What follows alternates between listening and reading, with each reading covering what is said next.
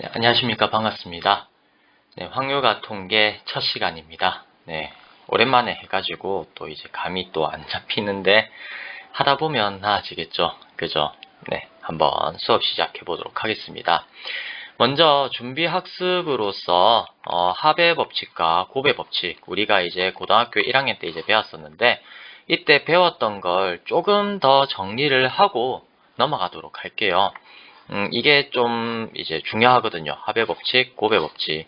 이게 앞으로 이제 경우의 수도 배우지만 경우의 수도 그렇고 그리고 이제 확률에서도 확률을 이제 계산하게 될 때도 이제 제일 기본이 되는 게 이 합의 법칙, 곱의 법칙에서의 아이디어가 아닌가라고 생각해서 일단 좀 시간을 내서 이 부분을 확실하게 이제 정리를 하고 넘어가도록 하겠습니다. 옛날에 제가 부평고등학교에 계셨던 최인선 선생님께 강의를 들은 적이 있거든요.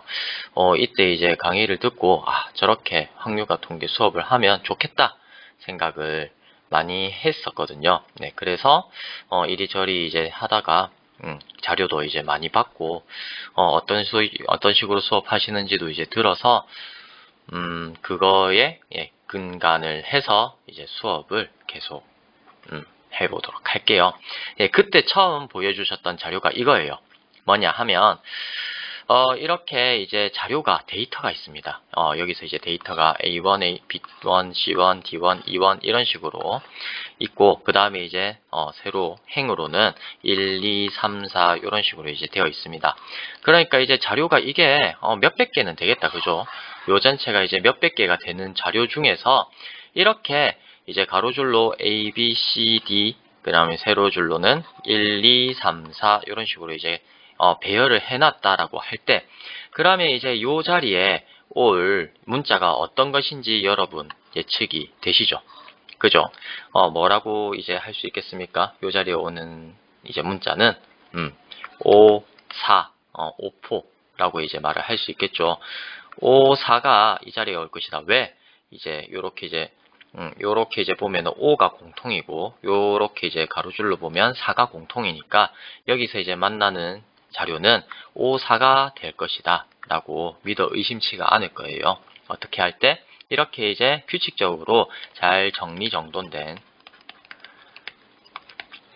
자료를 보게 되면 이제 여기에 이제 뭔가 어떤 자료가 빠진다고 하더라도 한눈에 쉽게 알 수 있을 거예요. 맞죠? 그런데 이걸 이제 임의로 이렇게 이제 흐트러 놨다고 할게요. 랜덤 함수를 써가지고 이제 흐트러 놓은 건데요. 엑셀에서. 그렇게 이제 놨을 때, A1이 어디 있나? 이렇게 이제 살펴보면서 찾을 수 있겠죠. 그럼 여기 이제 빈 자료가 이제 무엇일까? 라고 이제 물어봤을 때, 요 빈 자료가 뭐지? 하면서 이제 A가 어딨지? A1 어딨지? 하면서 막 찾을 거잖아요. 그죠? 그런 식으로 찾다 보면은, 마구잡이로 이제 세는 자료. 이거는, 네, 뭐가 빠졌는지 일단 알 수는 있을 겁니다. 하지만 그 아는데 많은 시간이 걸려서 이제 알 수가 있게 되겠다. 맞죠? 참고로 이제 요 부분에 이제 들어가게 되는 숫자는요, 이거예요. N8입니다. N8, 요게 이제, 이게 빠졌더라고요. 아마 확인하시면 될 텐데, N8을 우리가 찾기 위해서 이거를 갖다 많은 시간이 걸려야 될까요, 우리가? 그건 아니라는 거죠. 네, 그래서 이제 어떻게 이제 정리를 해놓는 게 낫겠다. 어떤 식으로 경우의 수를 세는 게 낫겠다. 가지런히 잘 정렬된 자료로 놔두고 이걸 갖다가 이제 찾는 게 낫겠다라고 하는 겁니다. 왜냐하면 마구잡이로 세는 자료는 많은 시간이 걸려서 세야 되고 또 중복된 자료를 셀 수도 있잖아요. 예를 들어서 내가 H2라는 걸 셌어요. 막 이리 세다가 H2 셌는데 한 T6쯤 가다가 내가 H2를 셌었나? 라고 할 수도 있는 거잖아요. 그죠? 그래서 이제 자료를 중복해서 셀 수도 있고 그리고 뭐가 빠졌는지 알기도 어렵고 해가지고 마구잡이로 세면은 안 된다. 그래서 이제 자료를 잘 정렬되어 가지고 잘 정리를 한 다음에 이제 경우의 수를 세는 게 좋다라는 겁니다. 확률과 통계 내용은 크게 세 가지로 나누어져 있습니다. 첫 번째로 경우의 수, 두 번째로 확률, 세 번째로 통계 이렇게요.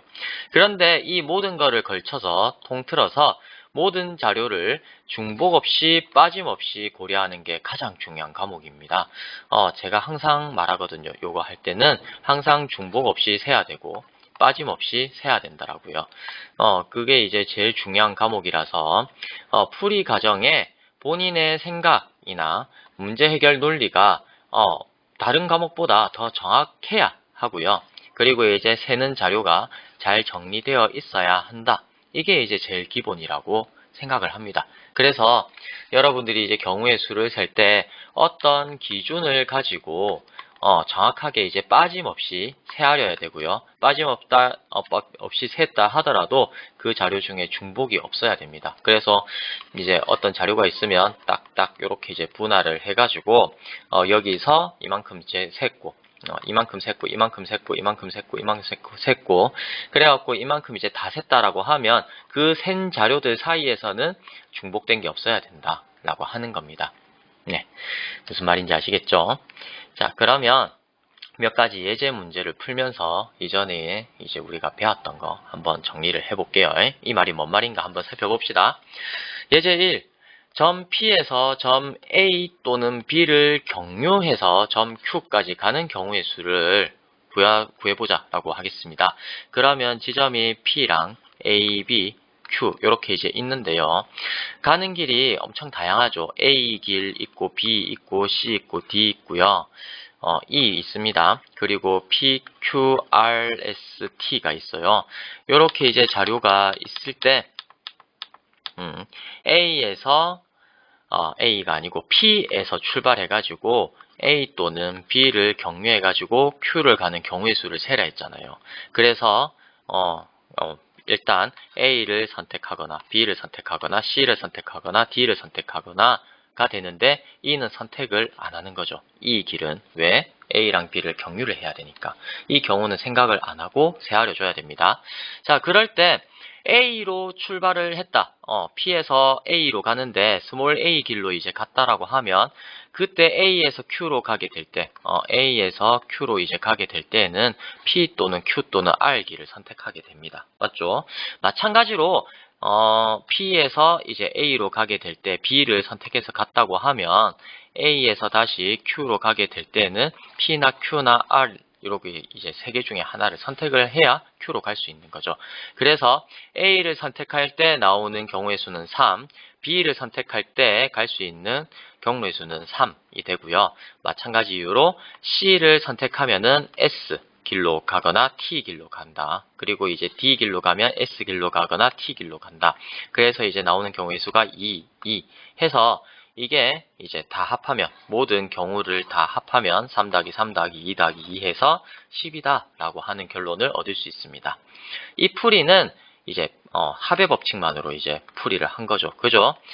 왜 A로 가는 길, B로 가는 길, C로 가는 길, D로 가는 길 전부 다 이제 겹쳐지는 공통된 부분이 없잖아요. 공통원소가 없죠. 그죠?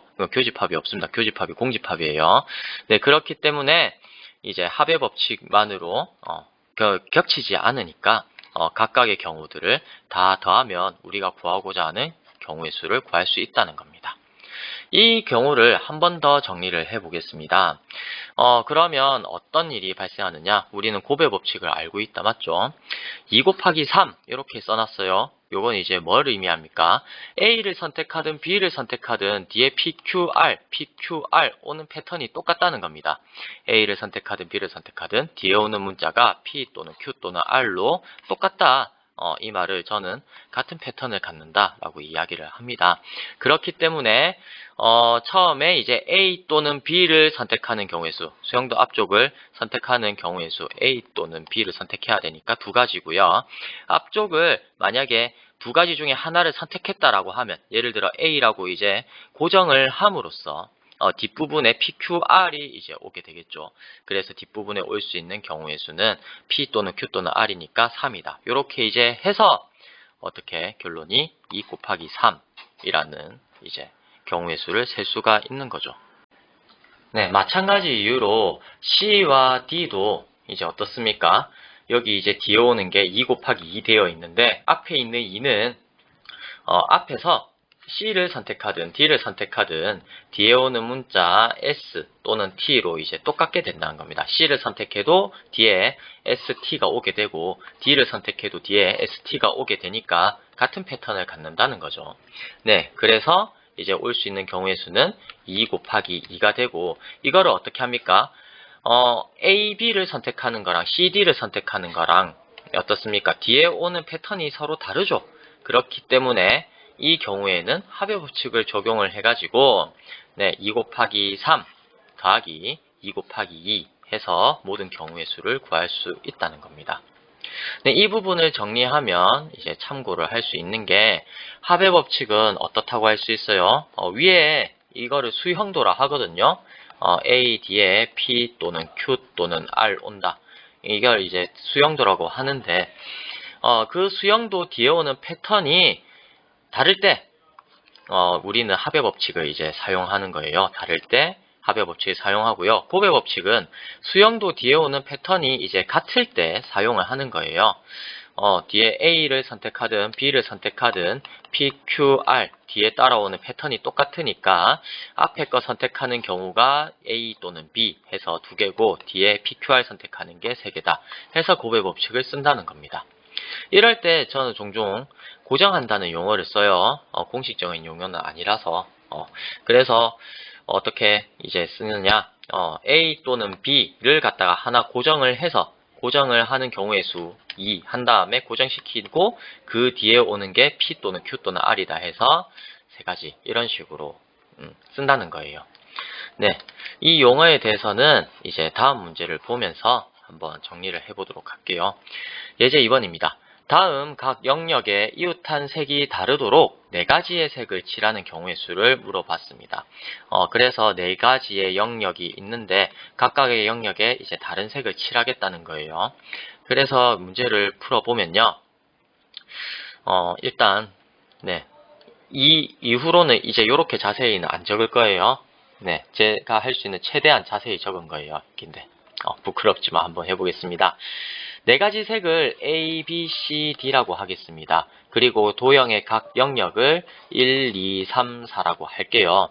그러면 이제 1, 2, 3, 4를 이렇게 이제 이름 붙여서 놓으면 왜냐하면 각각 다른 영역이니까. 그죠? 그렇게 이제 놨을 때 1번 영역이 다른 영역이랑 제일 많이 만나죠. 그죠?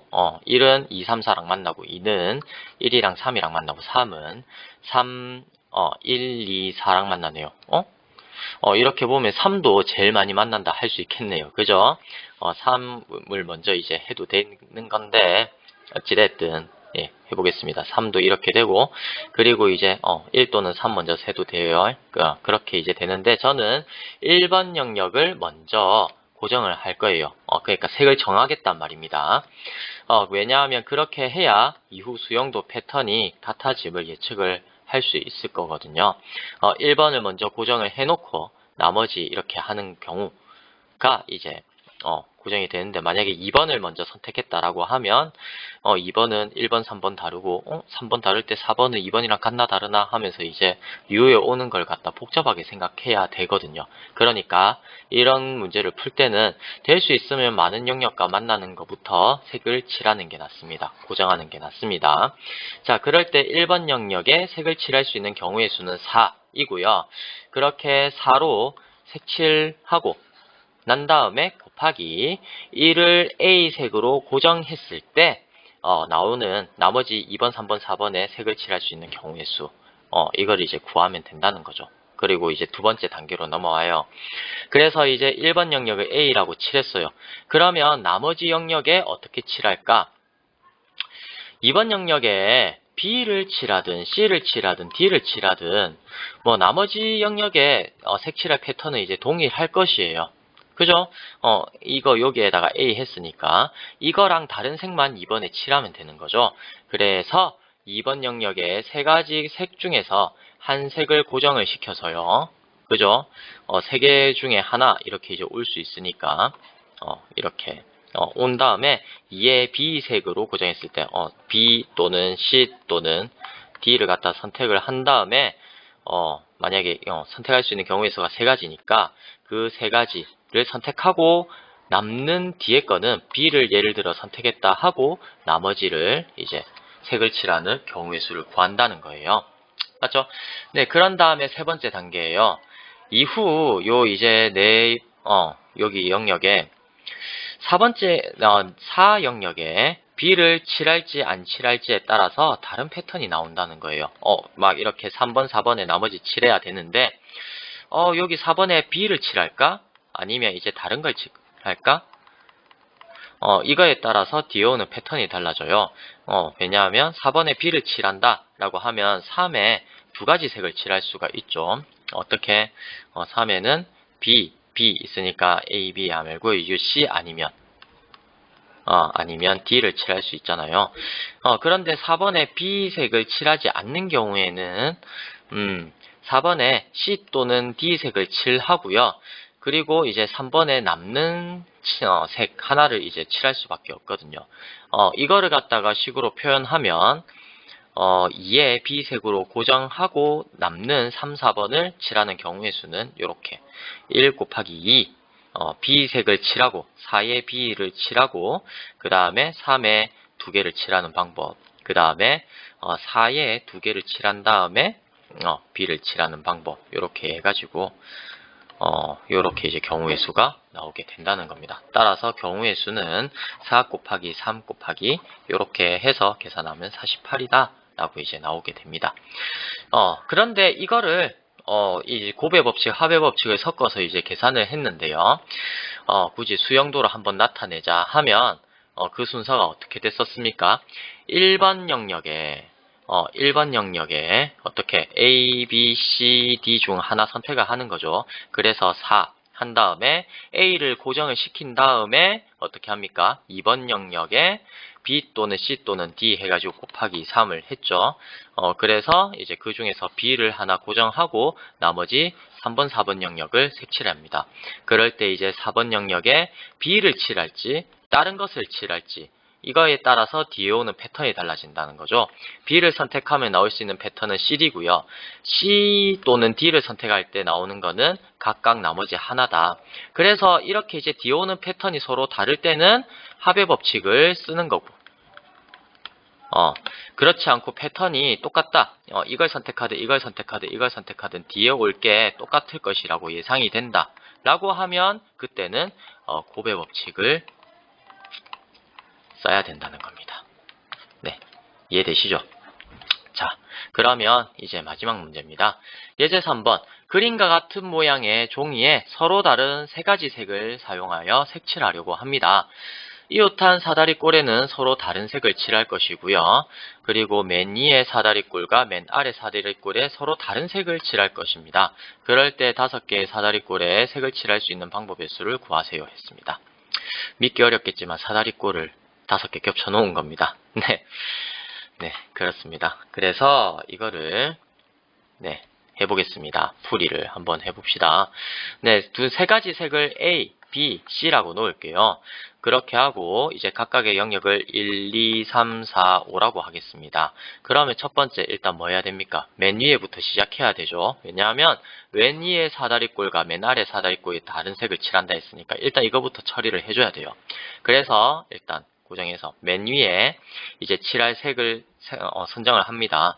그래갖고 1번에 이제 들어갈 수 있는 경우가 3가지 남았죠. A를 넣거나 B를 넣거나 B를 넣거나 C를 넣어가지고 그리 되겠다, 맞죠? 그래서 이제 3가지를 올 수 있고 1번 자리에 3가지가 올 수 있고, 그래서 이제 1번에 하나를 정했다는 거예요. 색 하나를 고정하고 그럼 나머지 영역에 칠하는 경우의 수를 우리가 3에다가 곱해주면 된다는 거예요. 네, 그 다음 차례는 뭘 해야 됩니까? 맨 아래 사다리꼴에 다른 색을 칠해야 되죠. 네, 맨 아래 사다리꼴에 다른 색을 칠해야 되니까 5번에다가 이제 칠할 거를 해야 됩니다. 어떻게 돼요? 일단 1번에 A를 고정했다, 맞죠? 그러면 5에 올 수 있는 거는 1이 이제 A가 왔으니까 5에 올 수 있는 거는 B 또는 C가 되겠다, 맞죠? 그래서 이제 경우의 수가 2가지고요. 2가지 온 다음에 5에다가 B를 고정을 한 다음에 2번, 3번, 4번 영역에 색칠하는 경우의 수를 3 곱하기 2 한 곳에다가 곱해주면 된다는 거예요. 그러면 이제 마지막 세 번째, 여기에 2번 자리에 B 또는 C를 칠해야 되죠. 왜냐하면 이웃하는 면끼리는 다른 색을 칠해야 되니까. 1번에 A 칠했으니까 여기 올 수 있는 것도 B 또는 C입니다. 일단 B를 고정하고 5번에. 그래서 이제 B 또는 C를 칠할 때 이렇게 이제 점점 세알이다 보니까 B를 만약에 색칠했다. 그랬을 때 3에 올 수 있는 거는 A 또는 C네 해가지고 그런 식으로 하다 보니까 뒤에 있는 패턴이 다르게 나온다는 거예요. 어떻게? 2번 영역에다 B를 칠하면 3번 영역에 칠할 수 있는 거는 2번이랑 달라야 되니까 A 또는 C가 되겠다, 맞죠? 그런데 4번 영역에 올 수 있는 거는 우리가 5번에다가 B를 칠해놨었기 때문에, 이전에 B를 칠해놨었기 때문에 올 수 있는 게 4번은 이제 A일 때는 C만 올 수 있고 C일 때는 A만 올 수 있다는 겁니다. 그래서 이제 2에다가 B를 칠하는 경우에는 두 가지의 경우가 나오게 되고, 만약에 2번에다가 이제 B 말고 C를 갖다가 칠하게 된다 하면은 이제 뒤에 나오는 패턴이 이제 다르다는 거죠. 3번 C를 칠하면 3번에 A 또는 B를 칠할 수 있고, 만약에 3번에 A를 칠했으면 이제 5번에 C가 아니고 5번에 B를 미리 칠해놨었으니까 4번에 올 수 있는 거는 C 하나밖에 없다. 이렇게 이제 되는 것이고요. 그리고 이제 만약 2번 영역에 C를 칠해놨으면 3번에 A 말고 B를 칠한다 라고 하면 양쪽 끝이 B니까 4에 올 수 있는 거는 A 또는 C라는 겁니다.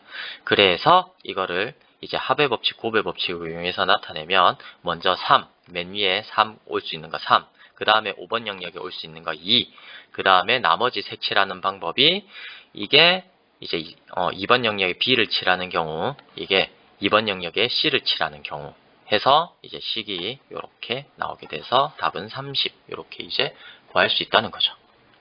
네, 대충 어떤 말인지 아시겠죠? 네, 이런 식으로 합의 법칙, 곱의 법칙으로 경우의 수를 구하는 연습을 몇 번씩 하다 보면 이제 경우의 수를 셀 때 안 헷갈리고 정리를 잘해서 이제 풀 수 있을 거라고 생각이 듭니다. 네, 그러면 1학년 때 배웠던 것 중에 우리가 순열이랑 조합이 있었죠. 요것만 이제 언급하고 이번 시간 끝내도록 하겠습니다. 순열은 영어로 permutation이라고 하고요. 조합은 영어로 combination이라고 합니다.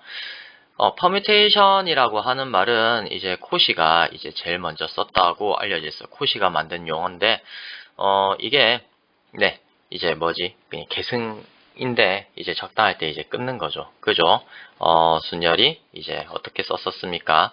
NPR이라고 썼었죠. 요거는, N 곱하기, N-1 곱하기, N-2 곱하기, 땡땡땡 곱하기, N-R-1 이렇게 이제 됐었나? 요랬다, 그죠? 그래서 요 전체가 이제 R개만큼 이렇게 이제 해가지고 서로 이제 곱하는 계승으로 이제 곱하는데 총 R개만큼만 이제 곱하는 그 경우의 수를 갖다가 우리가 순열이라고 합니다. 서로 다른 N개를 N개 중 R개를 뽑아 줄 세우는 경우의 수와 같죠. 그죠? 그리고 이거는 이제 코시가 맨 처음 썼는데 이거를 나중에 이제 갈루아라는 사람이 있거든요. 네, 갈루아에서 이제 꽃이 피었다. 왜냐하면 이때 아이소모르픽이었나? 어쨌든 그런 이제 함수를 이제 함수의 개수를 이제 셀 때 이거 썼었거든요. 순열을. 그래서 이제 그때 많이 써서 이제 뭐 막 이렇게 이제 일반적으로 이제 사용하는 그런 이제 도구가 되었다라고 이제 보시면 되고요. 조합은 이제 컨비네이션이라고 합니다. 컨비네이션은 이제 NCR이라고 하죠. 이거를 갖다가 서로 다른 N개 중 R개를 뽑는 경우의 수입니다. 그런데 이제 공식 유도는 어떻게 된다? 여기에서 이제 되는 거예요. NCR, 그러니까 n개 중에서 r개를 뽑은 다음에 n 팩토리얼, 그러니까 그 r개로 이제 줄을 세우면 뭐가 된다? npr이 된다. 그래서 npr 요 공식에다가 r 팩토리얼을 나누게 되면 ncr 공식이 나오게 되어서 이렇게 n-r 팩, 그 다음에 r팩 이렇게 이제 나오게 되는 거거든요. 네, 이래서 이제 순열이랑 조합이랑 이런 관계가 있다. 요 관계식 이제 알아두시고 나중에 이제 뭐 할 때마다 아마 경우의 수 할 때 간간히 나오게 될 거예요. 순열이 뭔지 그리고 조합이 뭔지 간간히 나오게 될 거니까 그때마다 저기하기 잘 사용을 했으면 좋겠습니다. 네, 그러면 수업은 여기까지 하겠습니다. 네, 긴 시간 고생 많으셨습니다. 감사합니다.